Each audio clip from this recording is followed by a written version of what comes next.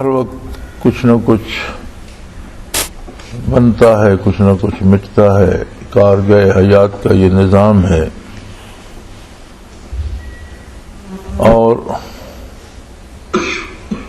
ثبات ایک تغیر کو ہے زمانے میں، تبدیلی کے عمل جو ہے یہ مسلسل چل رہا ہے۔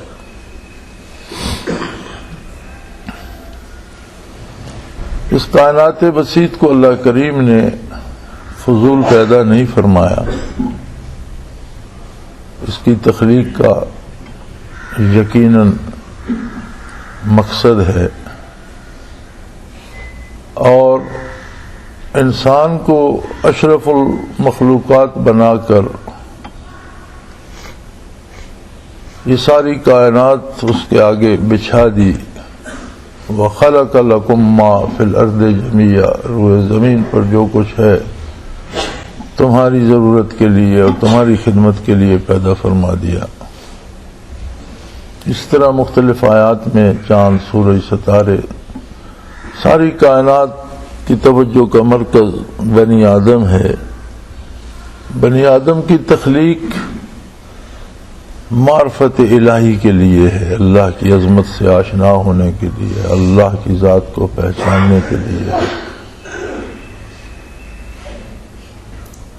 اور اللہ کی پہچان کرانے کے لیے اللہ کریم نے انبیاء علیہ السلام کا سلسلہ جاری فرمایا، اور ہر نبی نے معرفت الہی کی طرف دعوت دی، تاکہ آقا نامدار حضرت محمد الرسول اللہ صلی اللہ علیہ وسلم مبعوث ہوئے، اور اس شان کے ساتھ مبعوث ہوئے کہ کسی نئے نبی کی ضرورت باقی نہ رہی۔ ہمیشہ کے لیے، سارے زمانوں کے لیے، تمام انسانوں کے لیے نبی رحمت بن کر تشریف لائے، اور انسانیت کا درد لے کر مبعوث ہوئے، تمام نوع انسانی کو حق کی طرف دعوت دی، تمام نسل انسانی کے لیے باب رحمت کو وا رکھا، اور ارشاد باری ہے عزیز علیہ ما عنتم، کہ بنی انسان کو، نوع انسانی کو، بنی آدم کو جہاں بھی ٹھوکر لگتی ہے اس ٹھوکر کا دکھ محسوس فرماتے ہیں آقا نامدار صلی اللہ تعالی علیہ وآلہ وسلم۔ بہرحال زمانہ اقدس میں بھی مخالفت بھی رہی، اور حضور اکرم صلی اللہ علیہ وسلم کو ایذائیں بھی پہنچائی گئی، بہتان بھی لگائے گئے، یہ کوئی نئی بات نہیں ہے۔ یہ لوگوں کا اپنا ایک مزاج بن جاتا ہے، جب وہ راندہ درگاہ ہوتے ہیں تو بنیاد یہ ہوتی ہے کہ وہ نیکی کے خلاف زبانی بھی اور عملی بھی برائی کو رواج دیتے ہیں، شرم و حیا کے خلاف بے حیائی کو رواج دیتے ہیں، یہ ان کی بدنصیبی ہے، اور بڑھتے بڑھتے اس حد تک پہنچ جاتے ہیں کہ پھر اللہ کی کتاب، اللہ کے رسول صلی اللہ علیہ وسلم کی ذات گرامی کو نشانہ بناتے ہیں۔ تو اس سے نہ کوئی اللہ کریم کا نقصان ہوتا ہے، اور نہ عظمت نبوت متاثر ہوتی ہے، بلکہ ایسا کرنے والا اپنے لیے دوزخ کے اسفل السافلین میں جگہ بناتا چلا جا رہا ہوتا ہے، اور اپنے گناہوں میں اضافہ کرتا چلا جا رہا ہوتا ہے۔ ایسے لوگوں کی دنیا بھی تاریک ہوتی ہے اور آخرت بھی۔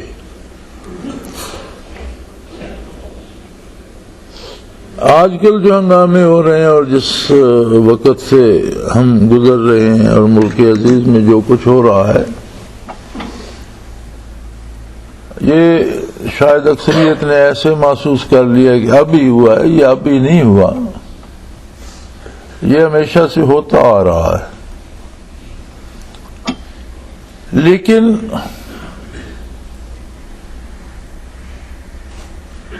عہد نبوی میں ہوا،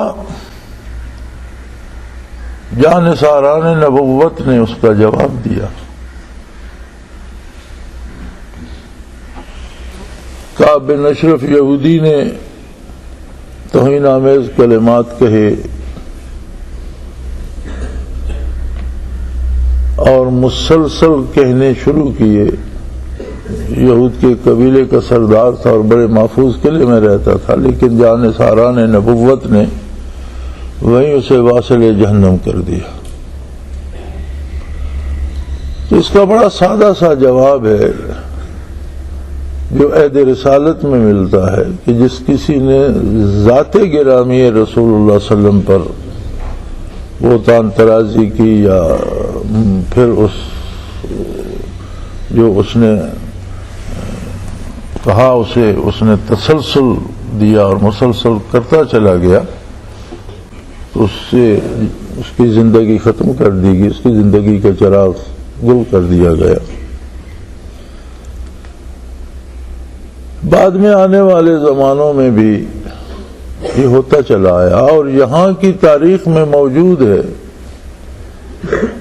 کہ لاہور کے ایک ہندو نے شان اقدس میں گستاخانہ ایک کتابچہ شائع کیا اور اسے ایک عام مسلمان نے جو بظاہر نہ ملا تھا نہ مولوی تھا نہ اس کے داڑھی تھی نہ شاید پکا نمازی بھی تھا یا نہیں، لیکن مسلمان تھا اور اسے اپنے نبی سے عشق تھا، اس نے اسے واصل جہنم کر دیا. اور بڑا عجیب واقعہ تھا کہ بڑے بڑے جو مسلمان وکلاء تھے وہ جمع ہوئے اور اس کا مقدمہ لڑا گیا اور سب نے اسے مشورہ دیا کہ تم انکار کر دو کہ میں نے یہ قتل نہیں کیا تو ہم تمہارے مقدمے میں اتنی جان نہیں ہے، ایسے کوئی گواہی ہے، ایسی شہادتیں اگر تم خود قبول نہ کرو تو ایسی جاندار شہادتیں نہیں ہیں کہ آپ کو سزا ہو. حکومت انگریز کی تھی لیکن اس نے کہا نہیں، میں نے ایک نیکی کی ہے اور میں اس نیکی کا انکار کر دوں. میں نے کیا ہی جان دینے کے لیے، تو میں جان بچانے کے لیے جس بات کا مجھے اللہ سے اجر ملنا ہے میں اس بات کا انکار دوں کہ یہ کام میں نے نہیں کیا تو پھر مجھے اجر کون دے گا؟ فردہ قیامت اللہ کریم فرمائے کہ تم تو کہتے تھے میں نے نہیں کیا، پھر کیا لینے آیا ہوں؟ تو چنانچہ انہیں پھانسی کی سزا ہوئی، شہید ہوئے. یہ میرے خیال میں انگریزی دور سے لے کر آج تک ان گزشتہ 200 سالوں میں بھی متعدد واقعات ہمیں ملتے ہیں، صرف ایک کا میں نے تو حوالہ دیا، متعدد ملتے ہیں. لیکن یہ سب کیوں ہوتا ہے؟ عہد رسالت پناہی میں ہوا، محبتوں کے عروج کا زمانہ تھا، جس نے زبان کھولی اس کی زبان کٹ گئی. بعد میں بھی آج تک ہوتا آیا اور جب کسی نے زبان کھولی تو کوئی جلوس نہیں ہوئے تھے، کوئی جلسے نہیں ہوئے تھے، کوئی شور نہیں مچا تھا.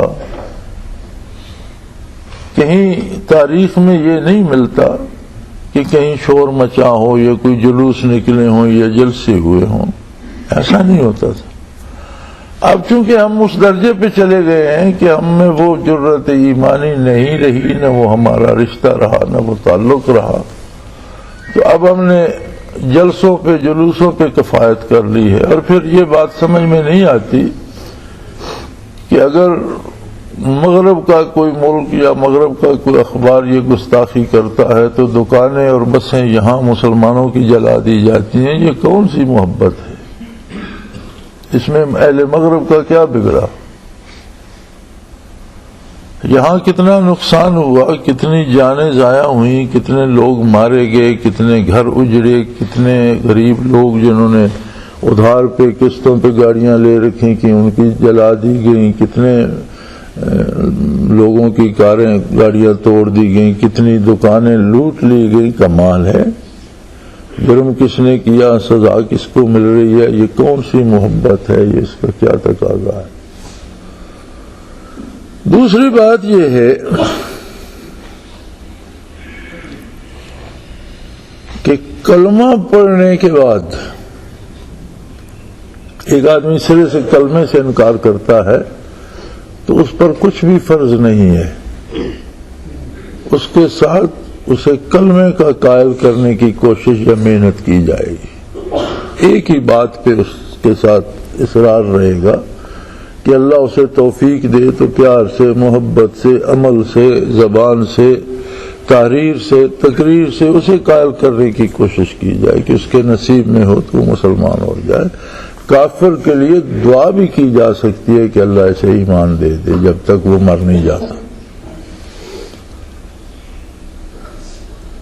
اور کچھ تو اس پہ فرض نہیں ہے۔ کلمہ پڑھنے کے بعد یہ کلمہ اسلام ایک ایسی چیز ہے کہ جو آدمی کے سارے اپنے اختیارات سلب کر لیتا ہے، بندے کے پلے کچھ نہیں بچتا، الوہیت کی ساری عظمتیں اللہ کے لیے ہو جاتی ہیں، اس کی اپنی بڑائی، اس کی اپنی رائے، اس کی اپنی ذاتی پسند یہ ختم ہو جاتی ہے کہ میں بہت بڑا ہوں، میں اتنا بڑا حاکم ہوں، میں اتنا بڑا ذمہ دار ہوں، میں اتنا بڑا سیٹھ ہوں، میں اتنا بڑا عالم ہوں، یہ ساری باتیں ختم ہو جاتی ہیں، ساری بڑائیاں صرف اللہ کے لیے رہ جاتی ہیں، اور کس طرح سے زندگی بسر کرنی ہے، کیا کرنا ہے کیا نہیں کرنا، اس میں بھی اس کی رائے ختم ہو جاتی ہے، وہ سارا اختیار چلا جاتا ہے رسول اللہ صلی اللہ علیہ وآلہ وسلم کے بعد۔ سوچنا یہ چاہیے کہ میرے سمیت ہم سب نے عظمت کی ساری باتیں اللہ کے سپرد کر دی، زندگی کے سارے کام کیسے کرنے ہیں، کون سے کرنے اور کون نہیں کرنے، یہ سارا کچھ محمد الرسول اللہ صلی اللہ علیہ وسلم کے قدموں میں ڈھیر کر لیا۔ یہ ایک وعدہ ہے، لا الہ الا اللہ محمد الرسول اللہ صلی اللہ علیہ وسلم، کہ میں اب سے جب سے مجھے کلمہ نصیب ہوا تا دم آخر اس بات کا اقرار کرتا ہوں کہ الوہیت صرف اللہ کے لیے، اور کیا کرنا ہے، کب کرنا ہے، کیسے کرنا ہے، یہ اختیار محمد الرسول اللہ صلی اللہ علیہ وسلم کے پاس ہے۔ مجھے سمجھ آئے اطاعت کروں گا، نہ سمجھ آئے اطاعت کروں گا، میری سمجھ میں بات آئے مانوں گا، میری سمجھ میں نہ آئے مانوں گا۔ کیا ہم اپنا وعدہ ایفا کر رہے ہیں؟ کیا ہماری معیشت اسلامی ہے؟ کیا ہمارا کردار اسلامی ہے؟ کیا ہماری سوچیں اسلامی ہیں؟ کیا جو کچھ ہم سوچتے ہیں وہ شرعی حدود کے اندر ہے؟ ایک کافر نے گستاخی کا ارتکاب کیا تو ہم اتنے سیخ پاہ ہوتے ہیں، کلمہ پڑھنے کے بعد جو گستاخیاں ہم کرتے ہیں ان کا نتیجہ کیا ہوگا؟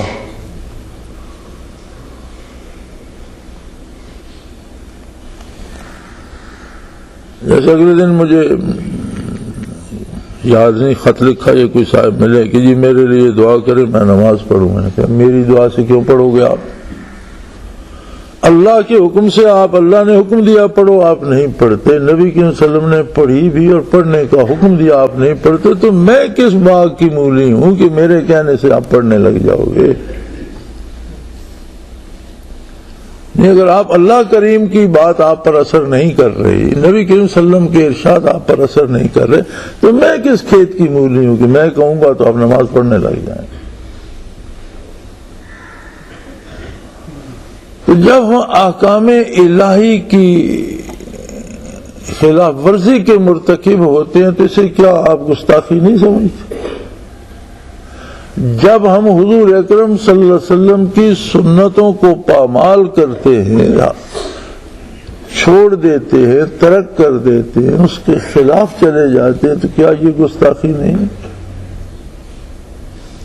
ایک گستاخی کافر کرتا ہے وہ کافر ہے، اور ایک گستاخی مومن کرتا ہے جو دعوی ایمان رکھتا ہے، تو زیادہ مجرم کون ہے؟ تو تو پھر اپنے خلاف جلوس نکالو میرے بھائی، اپنے لیے ملامت کے نعرے لگاؤ. اور جب ہم نے کلمہ پڑھنے کے بعد اطاعت چھوڑ دی تو کافر کو بھی جسارت ہوئی کہ ان میں تو جان باقی نہیں ہے، یہ تو ایک قوم بن گئے ہیں، ایک قبیلہ بن گئے کہ اس کا نام مسلمان ہے، ان میں وہ رہ گئی رسم ازاں روح بلالی نہ رہی، ان میں تو ایک رسم رہ گئی ہے، اور یہ گنتی کے مسلمان ہیں، مردم شماری میں مسلمان ہیں، ورنہ وہ بات نہیں ہے. یہ اپنی دکان پہ بیٹھ جائیں تو ساری نمازیں گزر جائیں تو ان کا کام ختم نہیں ہوتا. یہ اپنے کام میں حلال حرام کی پرواہ ہی نہیں کرتے. اب جو آدمی حرام کھانے سے نہیں ڈرتا اس سے کس نیکی کی توقع کی جا سکتی، کس خیر کی توقع کی جا سکتی؟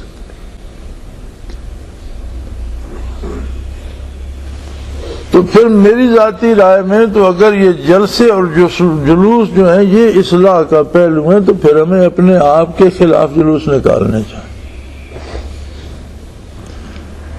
اور یہ دوسری بات بھی کم از کم میری سمجھ میں نہیں آئی کہ یورپ کے کسی اخبار نے گستاخی کی ہے تو پرویز مشرف کی حکومت ختم کر دینی چاہیے. مجھے کوئی پرویز مشرف سے اتفاق نہیں ہے، لیکن یہ اتنا لمبا چکر کاٹنے کی ضرورت کیا ہے؟ اگر حکومت ٹھیک نہیں چل رہی تو سیدھا سیدھا حکومت سے بات کرو بھئی یا ٹھیک ہو جاؤ یا اسے ختم کیا جائے. اس میں اتنا لمبا چکر کاٹنے کی ضرورت کیا ہے؟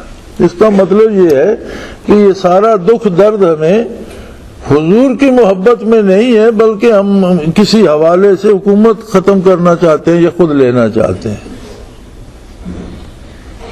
تو اپنے کسی دنیاوی مقصد کے لیے عظمت رسالت کو ذریعہ بنانا یہ بجائے خود ایک گستاخی نہیں ہے کیا؟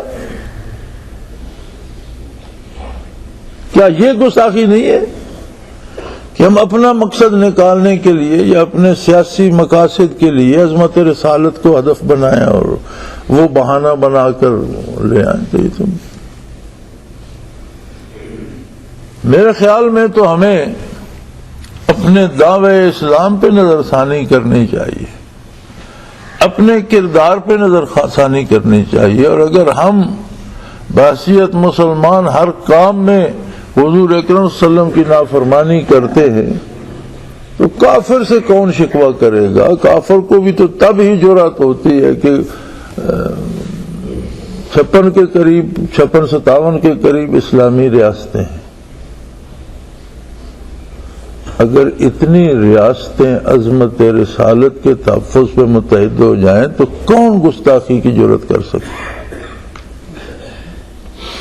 اگر یہ ساری ریاستیں خود اپنا نظام، اپنی زندگی، اپنا کاروبار حکومت ہی حضور کی پسند کے خلاف چلا رہے ہیں تو کوئی کافر بھونکتا ہے تو کتا تو بھونکے گا ہی.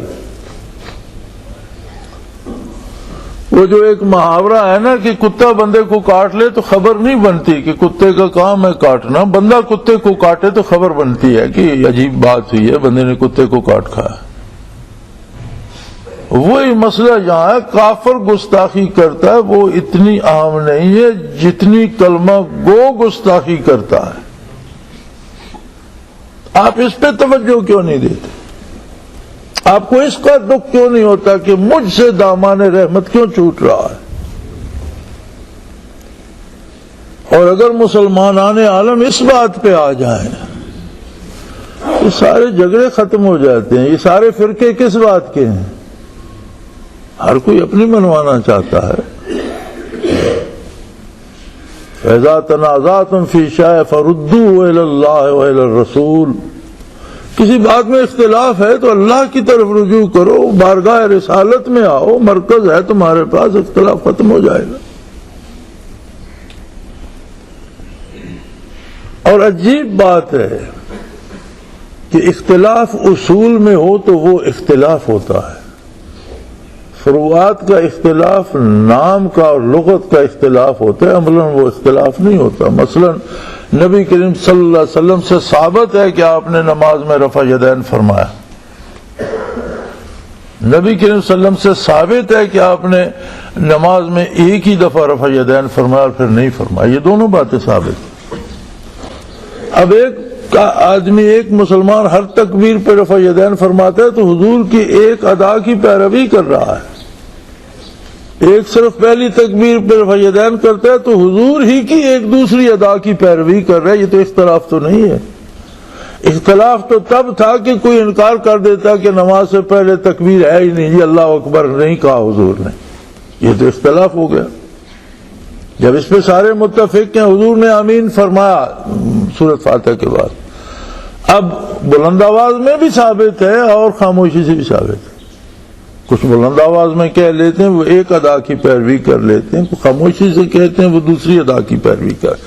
فقہا میں جو اختلاف ہے یہ ترجیح کا ہے، یہ سمجھ لیجئے، ائمہ اربعہ میں جو اختلاف ہے یہ ترجیح کا ہے، یعنی جو بات میں کہہ رہا ہوں یہ حضور نے آخر میں اس پر عمل فرمایا اور یہ سب سے زیادہ بہتر ہے۔ انکار ایک دوسرے کا ائمہ اربعہ نہیں کرتے، اصول میں اختلاف نہیں کرتے، فروعات تشریحات جو ہیں ان میں بھی اختلاف نہیں ہے، کسی نے ایک ادا اختیار کر لی، کسی نے دوسری ادا اختیار کر لی، اور حضور اکرم صلی اللہ علیہ وسلم کی تمام اداؤں پر عمل ہو گیا، یہ تو کوئی لڑنے کی بات نہیں۔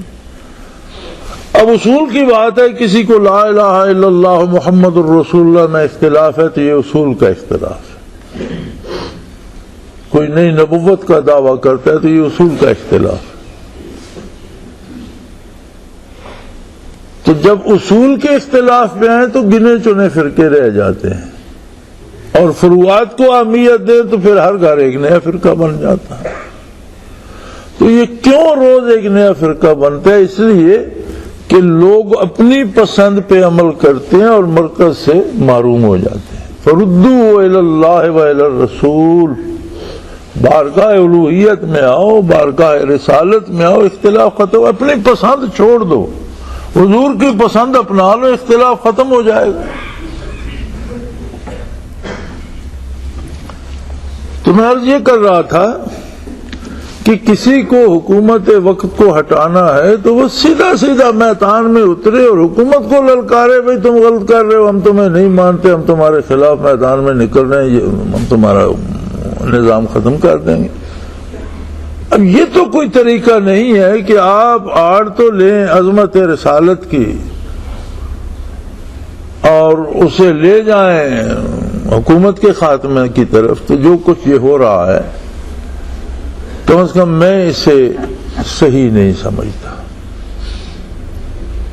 یہ طریقہ کار نہیں ہے، اور آپ اس میں پارٹیسپیٹ نہ کریں، یہ درست نہیں ہے، یہ جائز نہیں ہے۔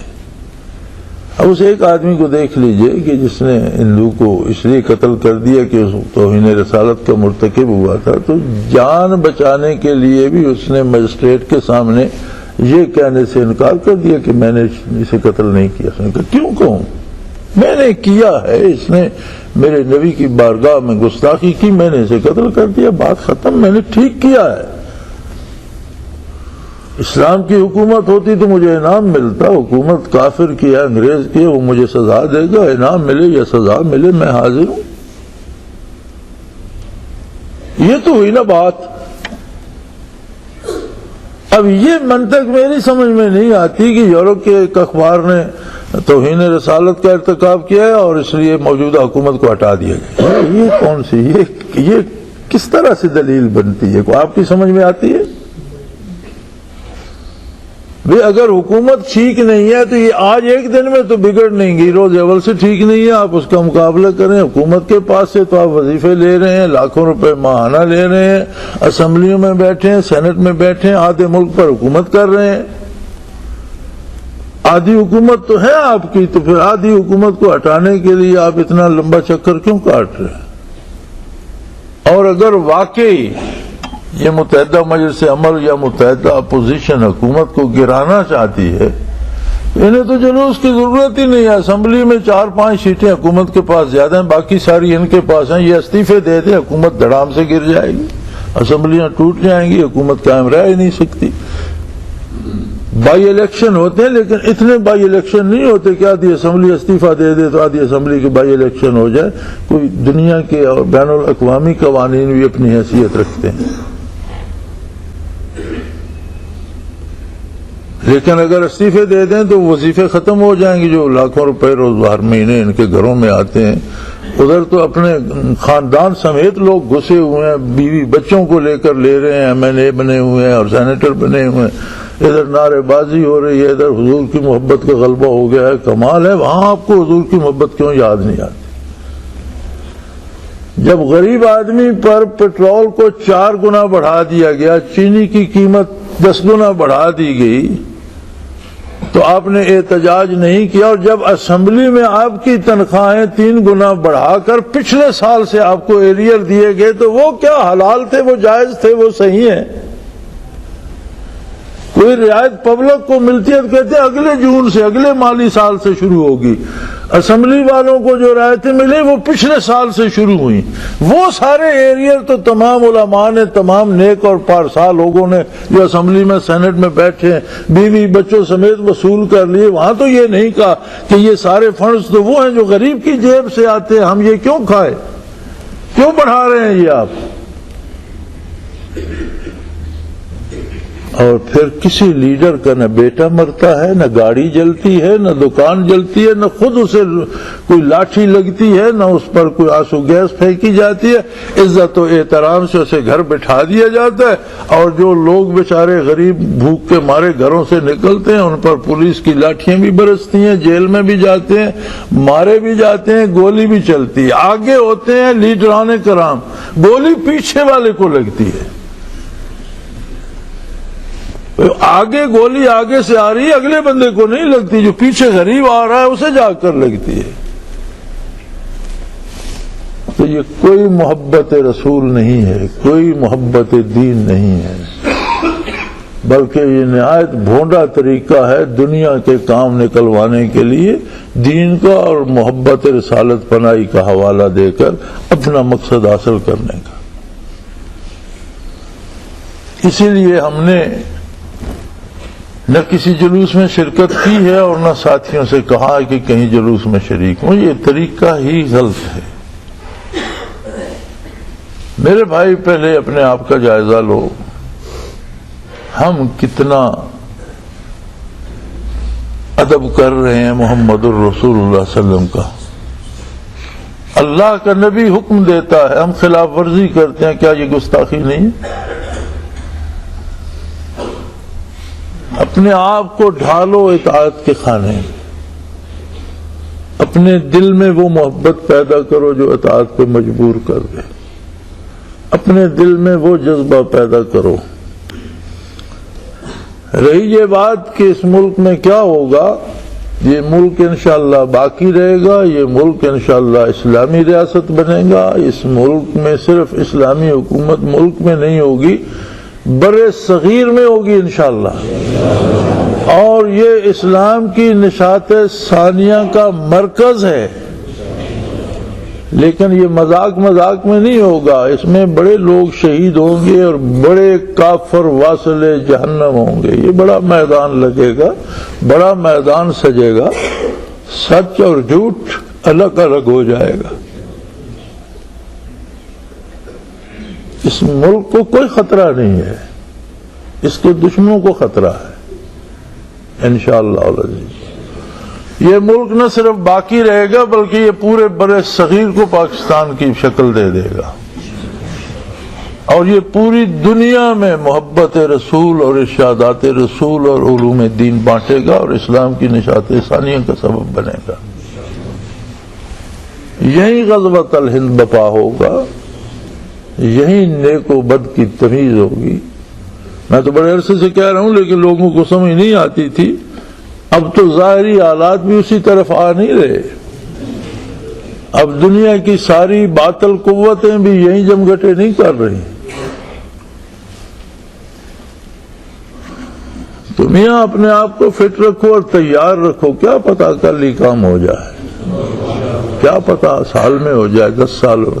اور اگر مر بھی گئے تو اس تیاری میں مر جانے والا بھی اجر سے معروم نہیں ہوگا. اللہ کریم اسے انہی لوگوں میں شمار کرے گا جو غزوۃ الہند میں شامل ہوں گے.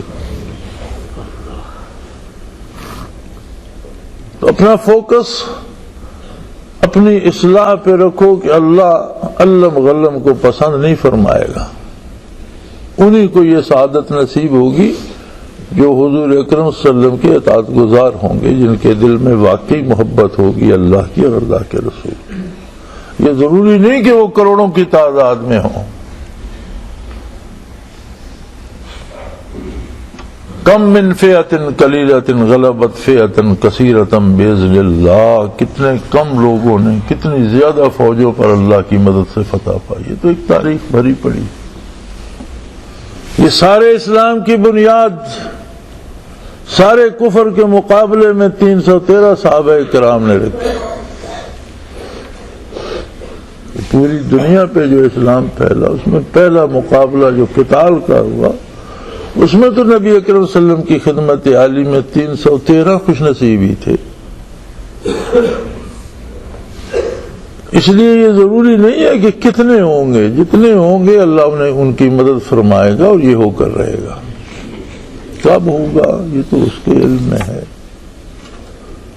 لیکن بندہ مومن کا کام یہ ہے کہ اس تیاری میں رہے کہ آج ابھی ضرورت پڑ جائے تو وہ ابھی سے تیار ہو۔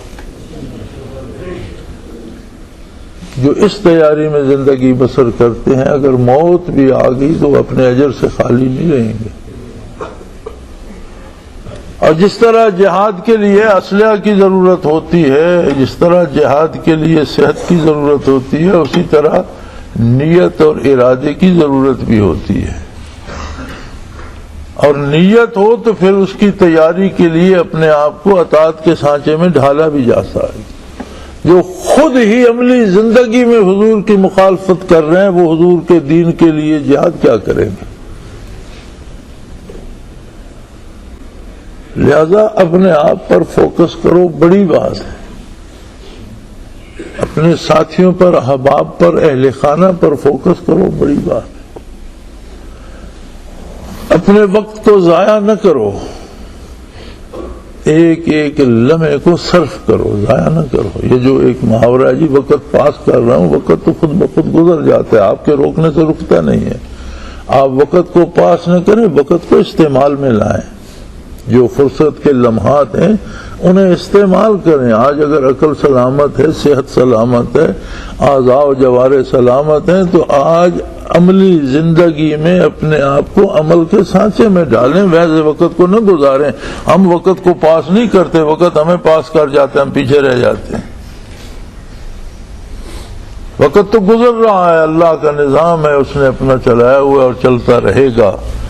ایک ایک لمحے کو استعمال میں لاؤ، ایک ایک لمحے کو درود و سلام سے مزین کرو، ایک ایک لمحے کو سجدوں سے آراستہ کرو، ایک ایک لمحے کو رزق حلال کی تلاش میں صرف کرو، ایک ایک لمحے کو نیکی میں صرف کرو، ایک ایک لمحے کو برائی سے بچنے کے لیے صرف کرو، ایک ایک لمحے کو گن گن کر صرف کرے۔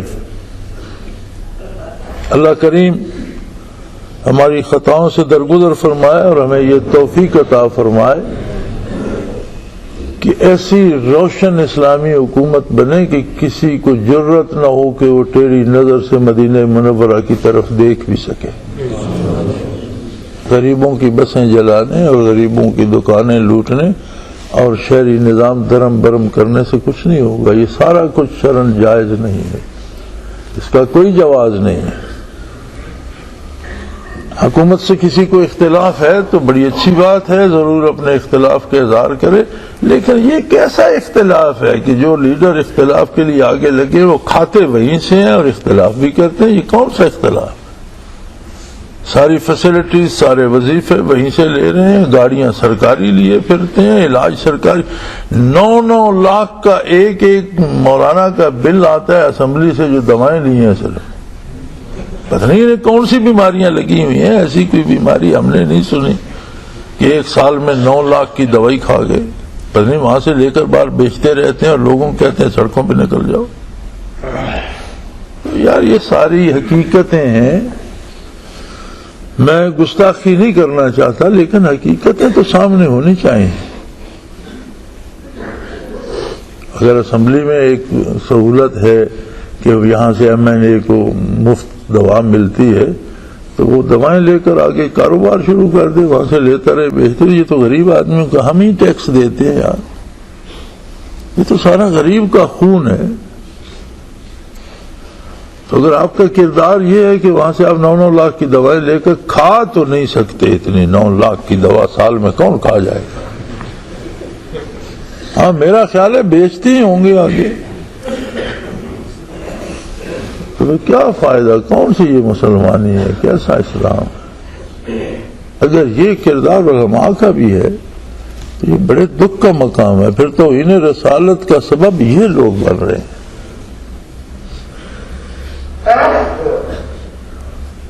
ایک ایک بندے نے وہ بیٹیوں تک کو بٹھائے ہوئے اسمبلی میں اور کروڑوں روپے وظیفے لے رہے ہیں اور کہتے ہیں حکومت گرا دو۔ وہ کون سی حکومت گرا دو؟ تم ہی تو اوپر بیٹھے ہو، اتر جاؤ یار۔ کس کو گرا دیں؟ آپ ہی کو گرائے سڑک پر، لوگ بھی بے وقوف ہیں، انہی کو پکڑ کر گرا دیں۔ وہ حکومت گر گئی، حکومت میں تو تم شامل ہو، جو حکومت میں شامل ہیں انہی کو کیوں نہ گرایا جائے؟ تو پھر حکومت گر جائے گی۔ دونوں استعفے سینٹ سے اور اسمبلی سے، دیکھتے ہیں کتنے دن حکومت چلتی ہے۔ ادھر تو کہتے ہیں نہیں اس کی وہ نہیں کرنا، موج لگی ہوئی ہے تو وہ پیسے بند ہو جائیں گے، سرکاری گاڑیاں چھن جائیں گی، سہولتیں ختم ہو جائیں گی۔ تو میرے بھائی یہ سارا دھوکہ اور احکاش جن لوگوں کو اپنا دینی لیڈر ہونے کا دعویٰ ہے، اللہ انہیں توفیق دے اور وہ یہ دھوکہ چھوڑ دے۔ اللہ ہم سب کو معاف فرمائے۔ یہ ہمارے گناہ ہیں کہ ہماری قیادتیں ایسی ہو گئی ہیں۔ ہم سب کو غصہ تو پرویز مشرف پہ آتا ہے، لیکن ہم دیکھیں تو صحیح کہ ہمارے دینی رہنما کیا کر رہے ہیں۔ ہم جو دیندار ہونے کا دعویٰ لیے بیٹھے، ہمارا کردار کیا ہے؟ تو میرے بھائی اس ساری صورتحال میں لوگوں کو بھی سمجھاؤ گے یہ کیا پاگلوں کی طرح، بے وقوفوں کی طرح، اس سے تو کچھ نہیں ہوگا۔ کچھ کرنا چاہتے ہو تو اسلام کو ایک زندہ دین ثابت کرو، مسلمان بن کر دکھاؤ کہ یہ شخص مر سکتا ہے، حرام نہیں کھا سکتا، یہ شخص کٹ سکتا ہے، جھوٹ نہیں بولے گا، یہ شخص مر سکتا ہے، دوسرے کو ایذا نہیں دے سکتا، نبی کریم صلی اللہ علیہ وسلم کی اطاعت نہیں چھوڑے گا، مر جائے گا۔ اسلام کو زندہ دین بناؤ۔ اسلام کو ہم نے رسومات میں اور رواج میں جکڑا ہوا ہے، قرآن کریم کو غلاف چڑھا کر الماریوں میں بند کیا ہوا ہے، اپنی مرضی سے جو چاہتے ہیں کرتے ہیں۔ تو پھر اگر مسلمان ایسا کریں گے تو ظاہر ہے کافر ہم سے 2 قدم آگے ہی جائیں گے۔ تو یہ ہماری کمزوری ہے، ہمارے ایمان کی کمزوری ہے، ہمارے کردار کی کمزوری ہے کہ ہمیں یہ روز بد دیکھنے پڑ رہے ہیں۔ اللہ کریم ہماری خطاؤں سے درگزر فرمائے اور ہمیں توفیق عمل دے، ہمارے رہنماؤں کی خطائیں بھی درگزر فرمائے اور ان کی اصلاح پہلے فرما دے۔ اللہ کرے میری باتوں سے ناراض تو ہوں گے، خفا بھی ہوں گے، لیکن رضامندی اللہ کے رسول کی بہتر ہے بنسبت انسانوں کی رضامندی کے، خواہ وہ کسی روپ میں ہوں۔ اور دینی عالم یا مولوی یا پیر جو ہوتا ہے اس کی زندگی ذاتی نہیں ہوتی، اس کی لائف پبلک ہوتی ہے۔ ہر بندے کو حق ہوتا ہے کہ اس پر تنقید کرے، یا یہ مقام چھوڑ دے یا لوگوں کی باتیں سننے کا حوصلہ پیدا کرے۔ سیاسی لیڈر جو بنتا ہے تو سارا ملک اس پہ تنقید نہیں کرتا، وہی بندہ ہے جو آپ کے ساتھ رہتا تھا، لیکن جب وہ ایک پولیٹیکل لیڈر بن گیا تو آپ سارے اس کی ہر بات پہ تنقید کرتے ہیں۔ کیوں؟ جو بھی آگے لگتا ہے اس کی زندگی پہ تنقید کرنا، اس کے پیچھے آنا ان کا حق بنتا ہے کہ ہمارے سروں پر سوار ہو تو کم از کم تم تو سیدھے رہو۔ اسی طرح امید رکھتا ہوں کہ علماء حضرات مجھ سے خفا نہیں ہوں گے، میں ان سے بھی محبت رکھتا ہوں، ان کی قدر کرتا ہوں، ان کی عزت کرتا ہوں، لیکن بارگاہ رسالت میں کسی کی خاطر جھوٹ نہیں بولا جا سکتا۔ بات سچی کرنی پڑے گی، خواہ اس کی ذات میری اپنی ذات پر آئے اور دوسرے اثرات پر آئے، بات کھری ہوگی، بات سچی ہوگی۔ تو اللہ توفیق دے ہمارے دینی قائدین، اگر اللہ پاک انہیں قبول فرمائے اور یہ سیدھے ہو جائیں تو ملک کو سیدھا ہوتے تو دیر ہی نہیں لگتی۔ سارا وہ جلیبی والا جو ہے نا مسئلہ، وہ سارا یہاں پھنسا ہوا ہے۔ تو اس سسٹم کی تائید کرنے کی بجائے بہتری کی طرف اللہ ہم سب کو لے کر جائے، ہماری خطائیں معاف فرمائے اور ہمیں ایسے مواقع دیکھنے نصیب نہ فرمائے جس طرح کے دل آزار ہوں۔ ہمارے ہی گناہوں کا یہ ثمر ہے کہ ہمیں یہ دل آزار مواقع دیکھنے پڑ رہے ہیں۔ اپنی توجہ اپنے آپ پر کیجئے اور جتنا دین کا کام کر سکتے ہیں کریں، جہاں تک حضور صلی اللہ علیہ وسلم کے ارشادات پہنچا سکتے ہیں پہنچائیں۔ آپ کا حکم ہے بلغوا عنی ولو آیا، او کما قال رسول اللہ صلی اللہ علیہ وسلم، ایک جملہ بھی میرا تمہارے پاس ہو تو اسے آگے پہنچاؤ لوگوں تک۔ امانت ہے رسول اللہ صلی اللہ علیہ وسلم کی، لوگوں تک پہنچائیے اور اپنے سینے سے لگائیے اور اسلام کو اون کیجئے کہ میرا دین ہے، میں مسلمان ہوں، میرا نبی ہے، میرا اللہ ہے۔ بندہ اون تب ہی کر سکتا ہے جب آپ اطاعت کے سانچے میں ڈھل جائے۔ خود مخالفت کر رہا اور کہہ رہا ہو میرا نبی ہے تو وہ تو مزہ تو نہیں آتا۔ وہ تو کافر بھی کہتے ہیں کہ یہ مذاق کر رہا ہے، عملاً تو مخالفت کر رہا ہے اور نعرہ لگا رہا ہے کہ میں ساتھ ہوں۔ تو یہ ساری باتیں سوچنے سے تعلق رکھتی ہیں۔ اللہ ہمیں فکر صالح نصیب کرے، ہم سوچ سمجھ کر قدم اٹھائیں، سوچ سمجھ کر چلیں، سوچ سمجھ کر فیصلے کریں۔ وآخر دعوانا الحمدللہ رب العالمین۔